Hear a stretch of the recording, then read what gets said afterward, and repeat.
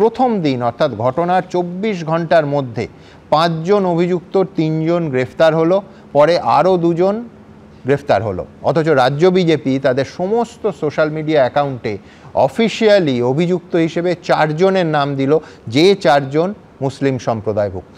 অথচ একই সঙ্গে এই ঘটনায় অভিযুক্ত এবং প্রথম দিনই গ্রেফতার হওয়া হিন্দু ছেলেটার নাম উল্লেখই করল না।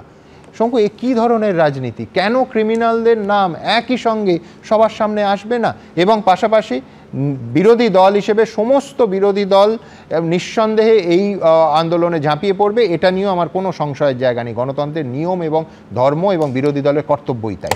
আমি সুমনদা, আপনি অভিযোগ করেছেন, আপনি বলছেন যে একজন হিন্দু, তার নাম কেন বেরোয়নি, যে বাকি 5 জনের নাম বেরিয়েছে তাদের তো তোমাদের অফিশিয়াল অ্যাকাউন্টে, ব্যক্তিগতভাবে কেউ নয়। শুনুন না আমার কথা, আমি ওপেনলি দাঁড়িয়ে বলছি, যে বাকি 5 জনের নাম বেরিয়েছে সেই সম্প্রদায়ের একজন বিশিষ্ট বুদ্ধিজীবী আজকে বললেন আমায়, বললেন শঙ্কু, গত 13 বছরে যারা এদের উন্নয়ন করবেন বলে এসেছিলেন, তারা এদেরকে শিক্ষা ব্যবস্থা, চাকরি, এসবে তাদেরকে উন্নত জায়গায় পৌঁছতে পারেননি, তাদেরকে ধর্ষক, রেপিস্ট, এই নেগেটিভ জায়গায় পাঠিয়ে দিয়েছেন।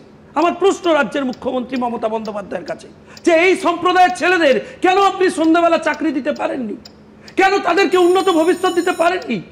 কেন তাদেরকে আজকে এই প্রশ্নের সম্মুখীন হতে হচ্ছে? এর দায় কার? আপনার নয়। 5 জনের একজনের নাম বাদ দেওয়ার দায়ও তোমাদের। কেন বাদ দেবে? 5 জন ধর্ষণে অভিযুক্ত। এখনো পর্যন্ত তো পুলিশ সরকারিভাবে ঘোষণা করেনি, হোক, তদন্ত হবে, কোর্টে আসবে, নাম আসবে যারা অপরাধী। আমাদের কোনো ইন্টেনশন নেই। তাহলে বাকি 4 জনের নাম কি করে দিলে? এটা অফিশিয়াল অ্যাকাউন্ট দলের। শুনুন না, আমাদের দলের কোনো ইন্টেনশন নেই, কিন্তু এটা ক্লিয়ার ইন্টেনশন আছে।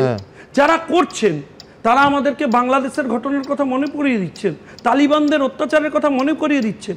ভাই, আমার আজকে একটা অন্য রাজ্যের হিন্দু মেয়ে আক্রান্ত হয়েছে, এটা স্বীকার করতে তৃণমূল কংগ্রেসের অসুবিধে।